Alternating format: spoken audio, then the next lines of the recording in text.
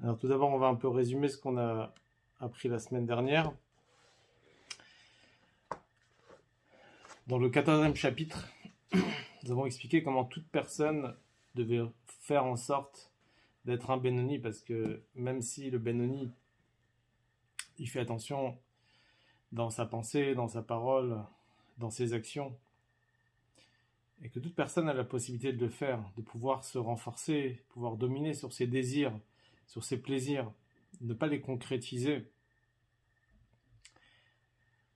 en se disant, en se rappelant qu'il a l'amour en lui qui est caché, et que dans chacun et chacune des juifs, il y a cette Ahava Mesuteret qui est caché en nous, et que grâce à cet amour, même les personnes les plus légers dans Torah et Mitzvot, ils sont prêts à faire Misirut Nefesh, à se donner entièrement pour sanctifier le nom de Dieu. Mais comment se fait-il que les personnes qui négligent en général les mitzvot sont prêts à se donner entièrement pour Dieu, et que de l'autre côté, ils vont négliger certaines mitzvot? Alors l'Admorazaken, il a dit, parce qu'il y a ce qu'on appelle le Ruach Shtut, c'est-à-dire l'esprit de folie, qui entre et qui laisse penser à la personne que malgré qu'il va fauter, il sera encore un juif, il sera encore dans son judaïsme.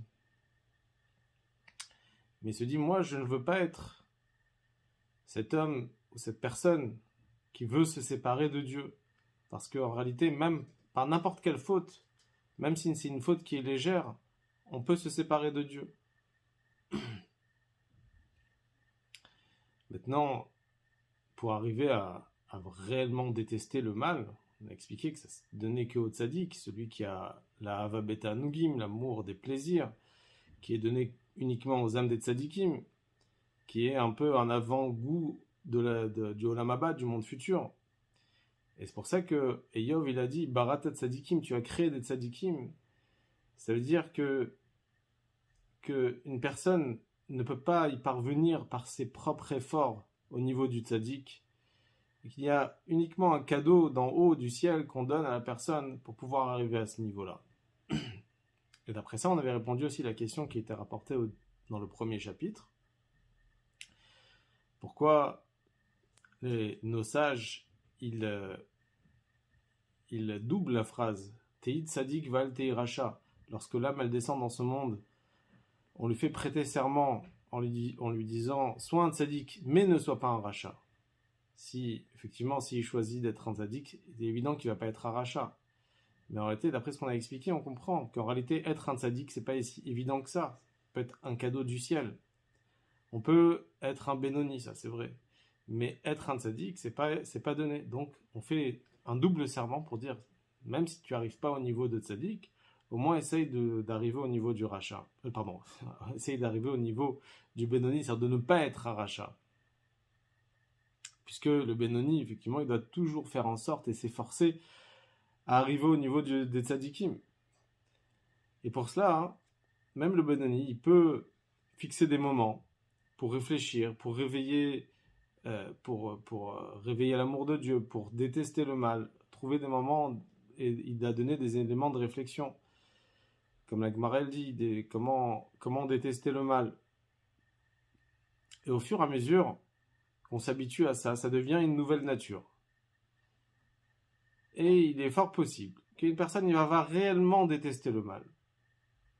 Et peut-être même qu'il va avoir le mérite que Dieu va lui introduire une partie de l'âme d'un tzaddik et qui va s'élever réellement au niveau de tzaddik. Donc on a compris jusqu'à présent ce que c'est le niveau du Benoni. Dans le 15e chapitre qu'on va étudier à présent, on va nous expliquer en réalité c'est quoi réellement la position, on va dire, de Chabad et du Tanya, du Admorazaken.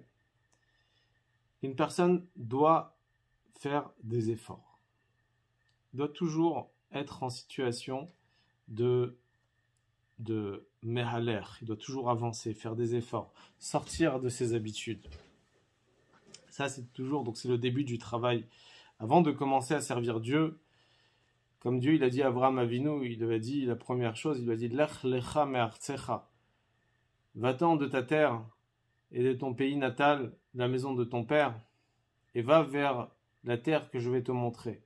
Et dans Chassidut, on explique qu'est-ce que ça veut dire Lech lecha me'artsecha, sors de ta terre, ça veut dire en réalité sors me'artsecha. Artsecha, ça vient du mot aussi ratzon, c'est-à-dire sors de tes volontés extérieures, tes volontés étrangères. Ça veut dire me'artsecha. Et ensuite, mimolatecha. Molatecha, ça veut dire de de l'endroit où tu es né. Ça veut dire de toutes les choses, de toutes les habitudes que tu as eues dans ta jeunesse, que tu as acquis. Il faut sortir de ça. Et même mi bet avicha. Bet avicha, c'est la maison de ton père. Le père, dans la chassidut, on appelle ça la chokhma. Ça veut dire où il y a la chokhma, il y a bet avicha. Bet avicha, ça veut dire la bina aussi, la sagesse, la compréhension. Ça veut dire utiliser mettre de côté toutes ses facultés pour être prêt à servir Hachem. C'est-à-dire que la Chassidut Chabad, elle demande qu'on ne doit pas se suffire uniquement de se comporter comme un juif, mais on doit réellement être un juif. Même si une personne se comporte à 100% comme un juif, il fait tout ce que, selon le Shulchan Aruch, il accomplit tout ce qui est écrit dans la halacha, que ce soit dans toutes les choses qui se séparent de toutes les choses négatives, et il fait uniquement des mitzvot positives. Il ne peut pas arriver au niveau du Benoni du Tanya, comme il est décrit dans le Tanya, s'il ne sait pas réellement travailler intérieurement. Il ne suffit pas ici d'un comportement extérieur, de se comporter comme un juif, mais être un juif. Être un juif, c'est-à-dire changer réellement son intérieur. Mettre de côté tout notre ego et penser à Dieu, s'attacher à Dieu. Et c'est là qu'il va expliquer ici, donc, l'Admour Hazaken, dans la première partie du Tanya, la notion de Oved Elohim, celui qui sert Dieu. Oved, qui veut dire serviteur, servir Dieu, ça vient du mot Iboud. Iboud Orot. Comme Iboud Orot, ça veut dire les tanneurs, quand ils tannent la peau d'un animal pour que ça devienne du parchemin, pour pouvoir écrire le Sefer Torah ou écrire des mezuzot. Alors ils transforment la peau d'un animal pour que ça soit apte pour que ça soit un papier pour qu'on puisse écrire dessus. Et ça demande énormément de travail. Le tanneur, il doit travailler la peau, il doit la ramollir, et il doit enlever toutes les mauvaises choses. C'est ça que ça veut dire iboud. Iboud, ça veut dire tanner. Tanner la peau, ça veut dire que réellement, on doit travailler notre peau, qui est notre corps, et l'éclairer, et ramener de la lumière. D'ailleurs, dans le Sefer Torah de Rabbi Meir, c'est écrit Kotnot Or avec un Aleph. Dans la Torah, c'est écrit que Adam Arishon, il a fait des vêtements de peau, Kotnot Or. Et c'est Dieu qui a fait Adam Arishon, pardon. Et dans le Sefer Torah de Rabbi Meir, c'est écrit Or avec un Aleph. Alors que Or, normalement, ça doit s'écrire avec un Ayin. Ayin pour dire des Kotnot Or avec un Ayin, ça veut dire la peau. Et donc, Kotnot Or, c'est pas avec un Aleph. Mais l'allusion, elle est ici, qu'en réalité, il faut transformer son or, qui est la peau, en or, en lumière. Or avec un yin, on va le transformer en Aleph. Et ça, c'est le travail du Benoni, en réalité, et c'est sa supériorité, sa qualité qu'il a par rapport au tzaddik. Parce que le tzaddik, effectivement, il s'est raffiné, il est parfait, dans son âme animale s'est transformé en âme divine. Mais de l'autre côté, le tzaddik, il n'a pas mis de côté quelque chose. Le Benoni, il met de côté quelque chose. Il met de côté son mal, parce qu'il ne le transforme pas, son mal. Donc, il le met de côté pour s'attacher à Dieu. C'est-à-dire, en d'autres termes, le tzaddik, il est soumis à Dieu, effectivement. Mais la soumission, elle est plus dans la qualité de sa soumission. Sa qualité de soumission, c'est-à-dire que même son âme animale est transformée et soumise à Dieu. Alors que chez le Benoni, il n'a pas transformé son âme animale, mais il l'a mis de côté. Alors, il a une quantité de soumission, on va dire, parce qu'il a fait un effort pour se soumettre. Il a mis de côté son âme animale, il a travaillé, il travaille son âme animale au présent, constamment, pour sortir de son ego et se donner entièrement pour la divinité. On va lire dans les mots. ובזה יובן מה שכתוב, ושבתם וראיתם בין צדיק לרשע, בין עובד אלוקים לאשר לא עבדו. On va comprendre, après ce qu'on a expliqué auparavant, le niveau du Benoni. On comprend ce qui est écrit dans le verset, dans Malachi. Veshaftem uritem, vous allez voir la différence entre le tzaddik et le rachat, et entre celui qui sert Dieu et celui qui ne sert pas Dieu. Je répète la phrase, vous allez voir la différence entre le tzaddik et le rachat, et entre celui qui sert Dieu et celui qui ne sert pas Dieu. Alors, dans les termes de la Gemara du traité Chagiga, la Gemara, effectivement, elle pose la question, elle dit, ici, il y a un double langage. La Gemara, elle pose la question, elle dit, le tzaddik et celui qui sert Dieu, c'est la même personne. Le rachat et celui qui ne sert pas Dieu, apparemment, c'est la même personne.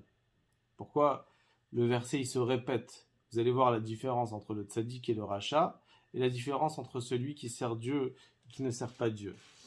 Et la Gemara, elle arrive à la conclusion, et ce qu'on va expliquer après, c'est qu'en réalité, c'est des niveaux différents. Il y a le tzaddik, il y a le rachat, il y a celui qui sert Dieu, il y a celui qui ne sert pas Dieu. Même celui qui ne sert pas Dieu, en réalité, il n'est pas rachat.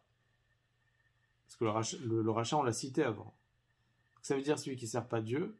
La Gemara, elle dit, il y a celui qui révise ses cours 100 fois, et il y a celui qui révise ses cours 101 fois. Celui qui fait une fois de plus par rapport à son habitude, il dépasse son habitude. Celui-là, on appelle le Oved Elohim, celui qui sert Dieu. Celui qui révise que 100 fois, alors il est appelé Lo Avado. Ça veut dire qu'il ne va pas au-delà de son habitude. On va développer ça tout à l'heure. Mais en tout cas, là justement, l'Admorazaken, il va expliquer donc les 4 niveaux différents. Sha'efresh ben Oved Elohim le Tzadik ou. La différence entre le Oved Elohim, celui qui sert Dieu, et le Tzadik. Chez Oved ou la Shon Ove. Oved, celui qui sert, il est dit ici au présent. Il sert Dieu, donc il sert constamment Dieu. Chez Ubemtsa Avoda, il est encore au milieu de son travail. Quoi son travail? Chez Hi Amilchama, Imayetzerara, Lidgaber Alav ou le Garsho Maïr Ktana. C'est la guerre avec son mauvais penchant pour pouvoir se renforcer contre ce mauvais penchant et le renvoyer de son petit village, comme on a expliqué dans le 9e chapitre et dans les chapitres d'avant aussi, que notre corps est une ville, un petit village, où il y a 2 rois qui veulent dominer. Donc l'idée, c'est d'essayer de renvoyer de notre petit village, de renvoyer notre Yetzer Hara chez Loït Labesh Be'evare Agouf, pour ne pas qu'il s'habille dans les membres de notre corps. Chez Be'emet Avoda Ve'amal Gadol Ilachem Botamid. Et c'est réellement un travail, un effort énorme pour pouvoir combattre constamment contre son Yetzer Hara, Va'ino à Benoni. Et ça, effectivement, c'est le niveau du Benoni.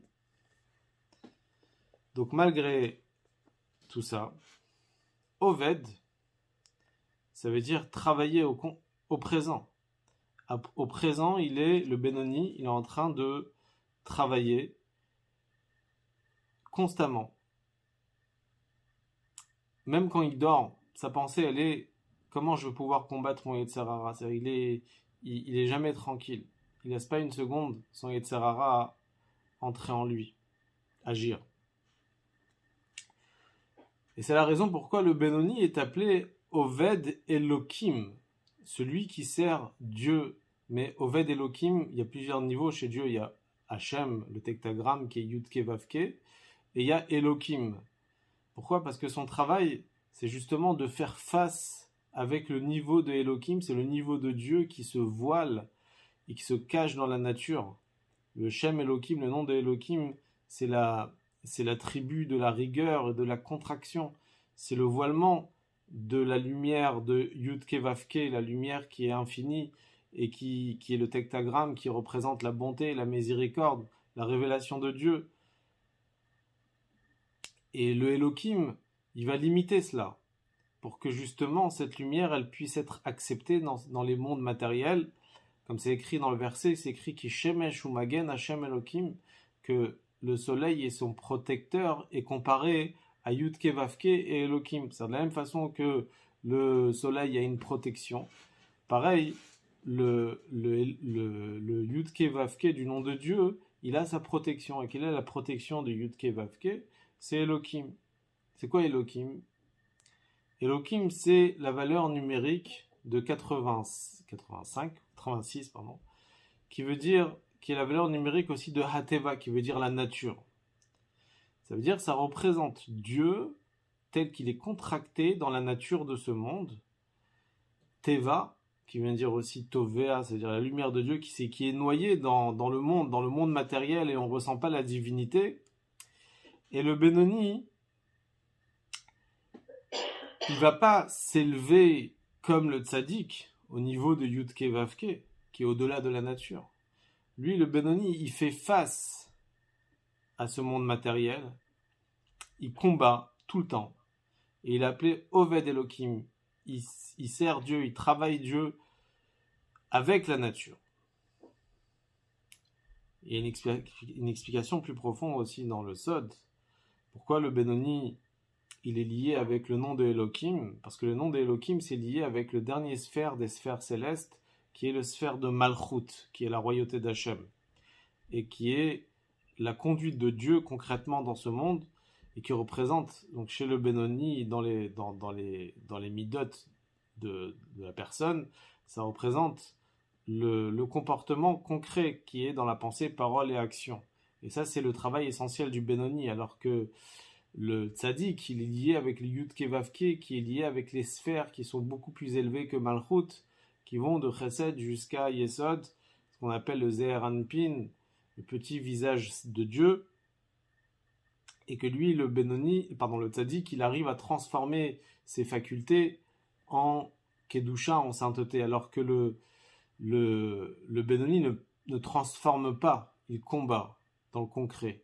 Il combat, il fait face à tous les problèmes de ce monde matériel et il repousse le mal.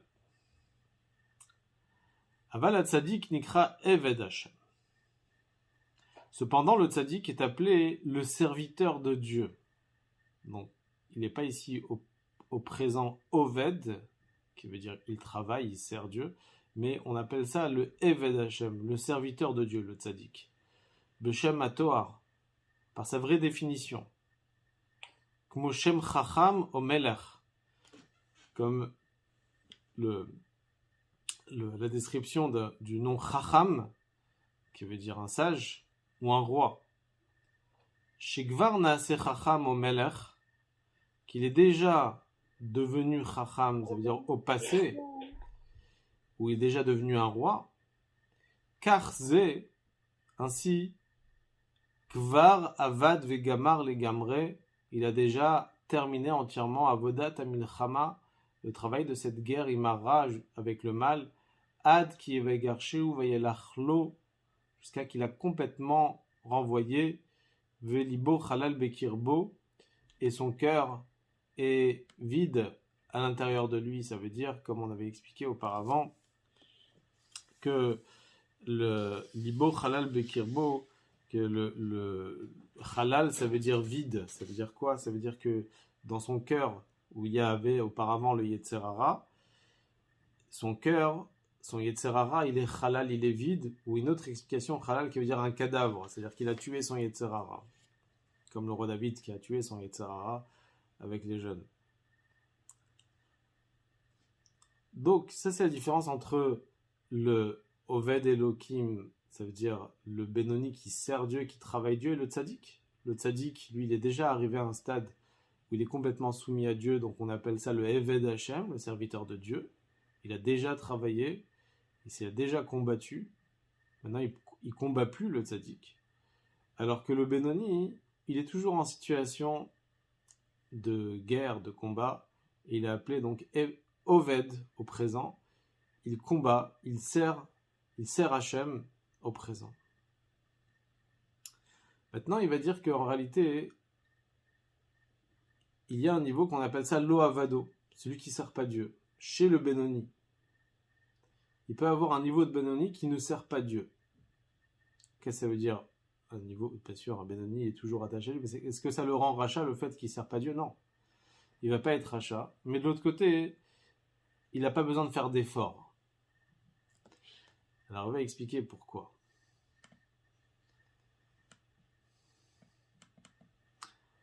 Ou Benoni et Gamken Shte Madrigot. Chez le Benoni aussi, il y a aussi deux niveaux.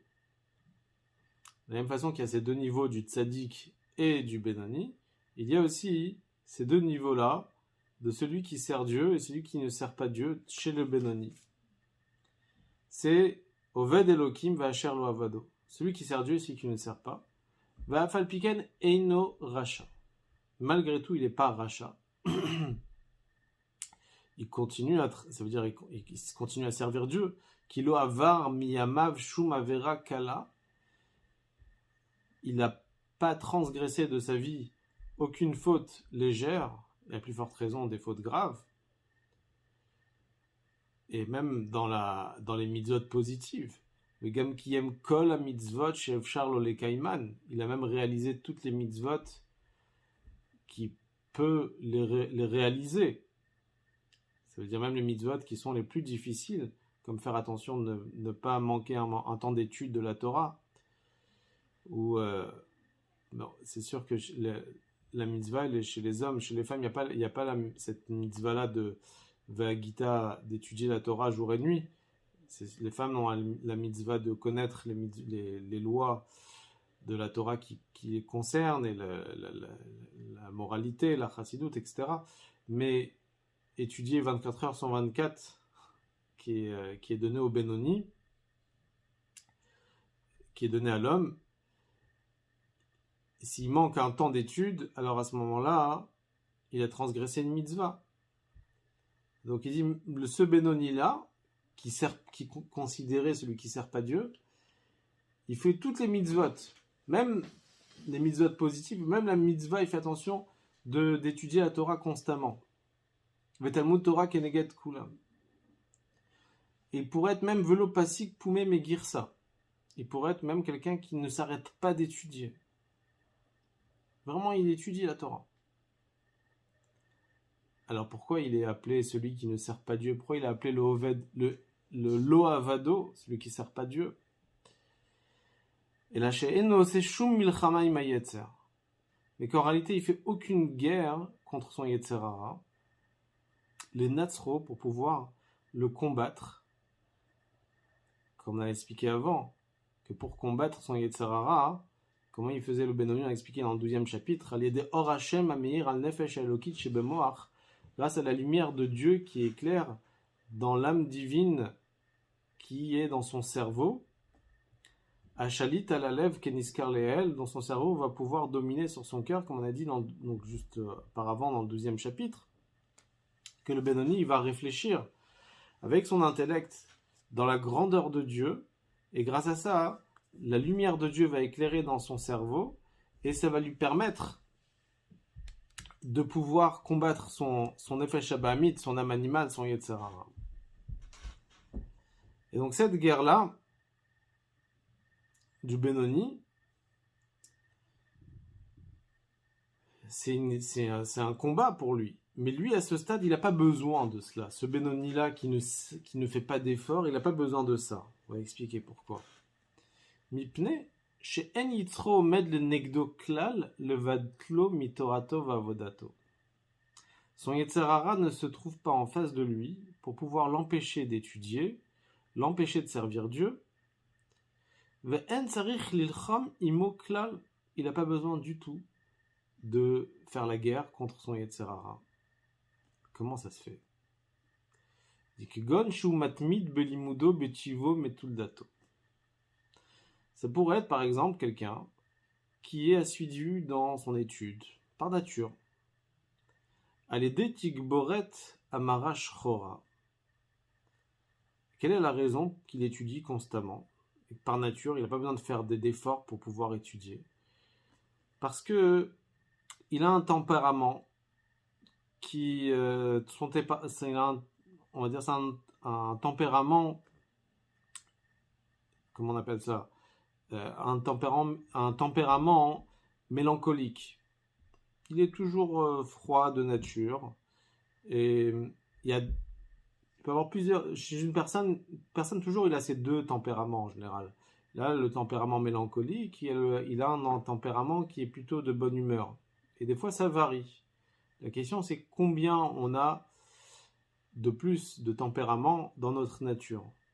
Alors, celui qui est marashrora, qui est mélancolique, il a plus ce tempérament de froideur, plus intellectuel, plus voilà, attiré aux écrits, attiré aux livres.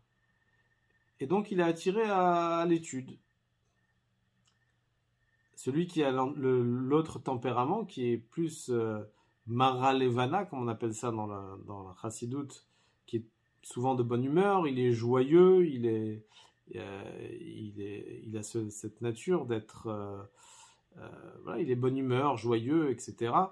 En général, il est plus tenté à la moquerie, à délaisser certaines choses. Il a du mal à avoir l'assiduité dans l'étude de la Torah. De façon générale, même à l'étude, même si c'est pas la Torah. Alors que quelqu'un qui est marashrora, il est de façon générale quelqu'un qui est sérieux, qui est calme, qui est assidu par nature. Donc une personne qui a ce tempérament mélancolique et qui a grandi, qui a été éduqué dans un milieu de Torah et mitzvot, alors même sans faire d'efforts, il est investi toute la journée dans l'étude de la Torah et il peut ne même pas s'arrêter d'étudier, même une seconde, parce que c'est sa nature qui l'oblige à être comme ça. Même la nature de son âme animale. Par nature, il est comme ça. Il y a eu plusieurs, même chez les tzadikim, des expressions comme ça. Par exemple, le rabbi précédent, il disait sur lui-même que par nature, il est ce qu'on appelle Mara Levana. Ça veut dire qu'il a la température qui est toujours de bonne humeur, etc. Et pour cela, il s'est travaillé sur lui-même pour pouvoir étudier, pour pouvoir ouais, il se travaillait sur lui-même. Et par nature, donc comme il était comme ça, il ne pouvait pas supporter la moquerie. Il s'est travaillé sur ça. D'ailleurs, sur le rabbi, on dit le contraire. Le rabbi, il dit que sur lui-même, hein, il dit que par nature, il est plus marashrora, ça veut dire un tempérament mélancolique. Et c'est pour ça, justement, qu'il s'est tellement travaillé que le rabbi ne pouvait pas supporter un comportement de tristesse, d'amertume. Il était plus dans la joie. Ça veut dire que chacun, il a essayé d'aller à l'encontre de sa nature. Donc en réalité, c'est pareil pour cette guerre qu'il y a contre le Yetzer Hara. En dehors du fait qu'il y a un combat contre le Yetzer Hara pour ne pas étudier chez la personne qui est Mara Levana, celui qui est Marashrora, il n'a pas ce combat-là à faire. Et pareil pour d'autres choses. Il n'est pas attiré tellement vers les plaisirs de ce monde matériel. Il y en a qui n'ont pas du tout besoin de combattre cela. Il n'a pas besoin de faire de guerre pour les hommes, bien sûr, qui peuvent être attirés par le plaisir des femmes, parce qu'il est froid par nature. Et pareil pour les autres plaisirs de ce monde matériel. Que ce soit par exemple ce qui peut attirer les personnes, la nourriture, les plaisirs dans la nourriture, satisfaire ses désirs, ou bien accumuler de la richesse, de l'argent, courir derrière les plaisirs, les honneurs. Tout ça, il est froid de tout ça, il n'a pas d'attirance réellement. Il n'a pas besoin de combattre avec ces plaisirs-là, parce que il est insensible au plaisir. Donc il ne va pas courir derrière ça.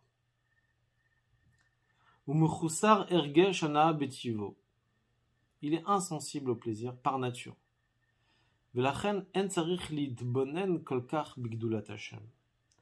Et c'est pour cela qu'il n'a pas besoin tellement de réfléchir dans la grandeur de Dieu.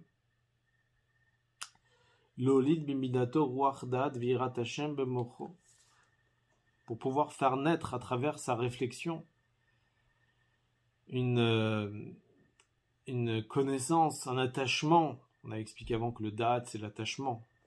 S'attacher avec la divinité, ou la réflexion qui ramène à la crainte de Dieu dans son cerveau, pour que les ishamer, shelo la'avor al mitzvot lo ta'aseh, pour se préserver de ne pas transgresser les mitzvot négatives de la Torah, ou ve'ahavat Hashem belibo, ou bien pour essayer d'éveiller l'amour de Dieu dans son cœur, Davkabo bekiyum ha mitzvot, pour s'attacher à Dieu à travers l'accomplissement des mitzvot.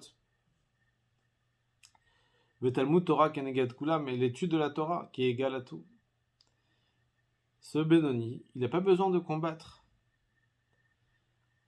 Et c'est pour ça que il est appelé le Lohavado, celui qui ne sert pas Dieu. Son Yetzer Hara ne le dérange pas du tout dans cela. Et donc il peut accomplir tout cela sans avoir besoin de combattre avec son Yetzer Hara. Et la Dailo Ba'ava Mesuteret Asher Belev Klalut Israël. Alors malgré tout, même une personne pareille, qu'il n'a pas besoin d'une grande réflexion, etc. Mais malgré tout, il a besoin quand même une petite réflexion, petite attention pour réveiller l'amour de Dieu. Alors il n'y a pas besoin de faire des grands efforts, mais il doit faire un petit quelque chose. Il doit réfléchir, se rappeler que c'est un juif, qu'il a l'amour naturel comme chaque juif. Il doit réveiller cet amour qui est caché à lui dans son cœur. Il doit réveiller cette crainte de Dieu qui est en lui pour ne pas qu'il s'en sépare, qu'il s'en écarte. La dailo, et il se suffit, la dailo bava mesuteret asher belav klalut Israël. Il se satisfait uniquement de l'amour qui est caché, qui se trouve dans chacun des juifs, et que de temps en temps elle se révèle, asher belav klalut Israël, qui est dans l'ensemble du peuple juif, shenikhreu ave shmo, qui sont appelés ceux qui aiment le nom de Dieu. Donc c'est cette personne, une personne qui a besoin de combattre son Yetzer Hara, ne peut pas se suffire uniquement de l'amour qui est caché. Parce qu'il doit faire face à une guerre qui est difficile. Il a besoin des forces énormes pour réfléchir, justement, il doit réfléchir dans la grandeur de Dieu, réveiller l'amour et la crainte de Dieu, intellectuel, à travers l'intellect, que ça reste en lui tellement fort.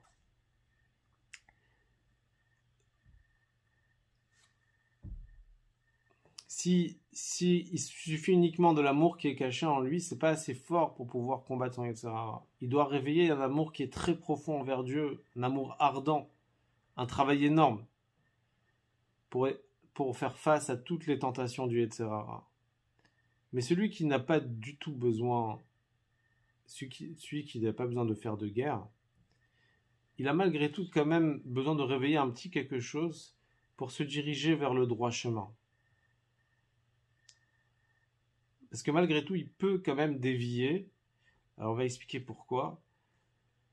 D'abord, premièrement, parce que même une personne qui a suivi dans son étude, il est malgré tout attaché plus à son corps et à sa nature, qu'on va expliquer plus loin dans le 16e chapitre. Et il est possible que les plaisirs de son corps, même s'ils ne sont pas très forts, ils vont peut-être prendre de la force et ils vont l'attirer vers le mal, même si ça ne fait pas le poids par rapport à son bien qu'il a en lui. Mais il a un petit quelque chose qui peut l'attirer et le faire dévier. En dehors de ça, une personne qui aime étudier, à force d'étudier, il pourrait être intéressé par d'autres sujets intellectuels qui n'est pas l'intellect de la Torah. Donc il va ouvrir d'autres livres, il va s'intéresser à autre chose. Il pourra, à cause de ça, dévier et perdre justement, s'il n'a pas éveillé en lui un petit sentiment d'attachement à Dieu, alors il peut dévier. Donc il y a besoin, pour que l'accomplissement il soit sincère et il soit émette, il faut réveiller l'amour et la crainte de Dieu. Mais lui, il n'est pas obligé de faire énormément de travail pour réveiller cet amour et cette crainte de Dieu, parce qu'elle est déjà en lui. Il suffit juste de la réveiller un petit peu, et il arrive à servir Dieu comme il faut.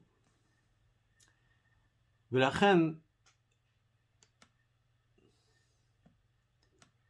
je la page un peu.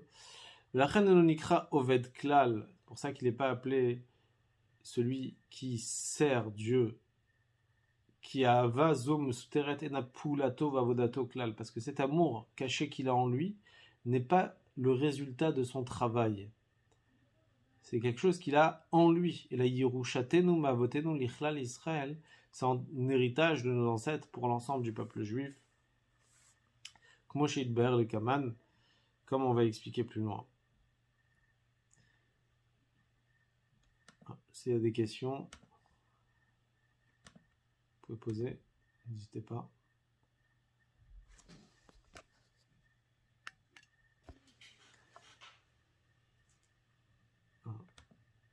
S'il y a des questions, je vais laisser les micros.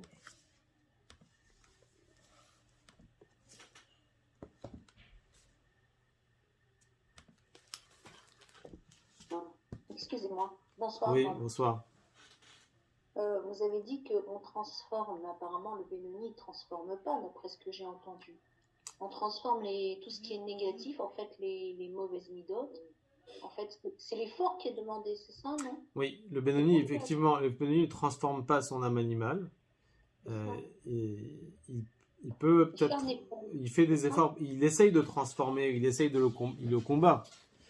Il le combat concrètement dans la pensée, parole et action, mais il ne transforme pas totalement, il ne peut pas transformer l'âme animale en gdoucha, en sainteté. C'est que le tzaddik qui peut le faire.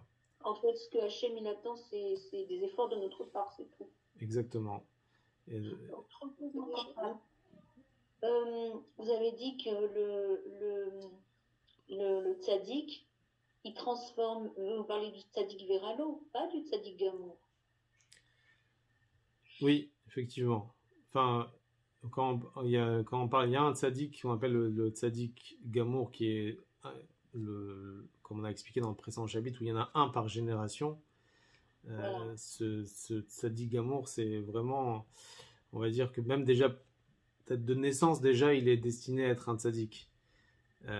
Mais le tzaddik qu'on parle ici, c'est celui qui est devenu tzaddik, puisqu'il s'est déjà travaillé pendant longtemps, et après il est arrivé.